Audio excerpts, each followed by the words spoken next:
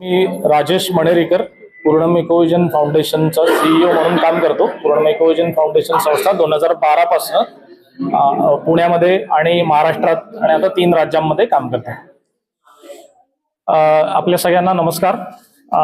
पूर्णम Ecovision foundation Nagpur महानगरपालिका आणि इतर सामाजिक संस्था आणि परसिस्टंट फाउंडेशन यांच्या एकत्रित संयुक्त विद्यमाने 26 जानेवारी 2026 रोजी ई वेस्ट का नियंत्रण यामध्ये इलेक्ट्रॉनिक वेस्ट त्याच्याबाबत जनजागृती सर्वसामान्य गटामध्ये करणं आणि त्याची संकलन मोहीम करणं असं उपक्रम या 26 जानेवारी रोजी होणार आहे।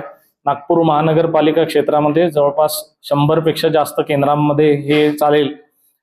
हे सगळी सेंटर्स ही व्हॉलेंटियर ड्रिव्हन आहेत, त्यामुळे हे सगळे स्वयंसेवक चालवतील आणि या सगळ्या केंद्रांमध्ये नागरिकांना अपील आहे की आपल्या घरातील इलेक्ट्रॉनिक कचरा ज्याच्यामध्ये सर्व विजेवर आणि बॅटरीवर चालणाऱ्या गोष्टी या आपण या ठिकाणी केंद्रांवर जमा कराव्यात, जेणेकरून त्याचा उपयोग यातील कॉम्प्युटर आणि लॅपटॉप या दुरुस्त करून शहरातील किंवा ग्रामीण भागातील गरजू व्यक्तींना हे पोहोचवल्या जातील आणि जो बियॉन्ड रिपेअर कचरा आहे हा कचरा महाराष्ट्र प्रदूषण नियंत्रण मंडळातर्फे जे मान्यता प्राप्त संस्था आहेत यांच्यापर्यंत पोहोचवला जाईल, जेणेकरून आपल्याकडचा ई कचरा योग्य प्रमाणात विभागला जाईल।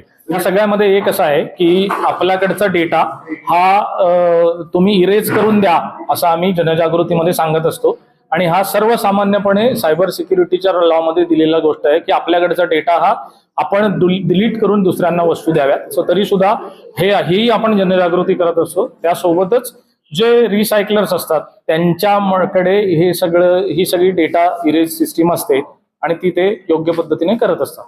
त्याच्यामुळे यातला महत्वाचा भाग म्हणजे आपण सर्वांना अपील आहे की आपण 26 जानेवारी रोजी या मोठ्या प्रमाणात या ई कचरा मोहिमेमध्ये जनजागृती संकलन मोहिमेमध्ये सहभागी व्हावं। धन्यवाद।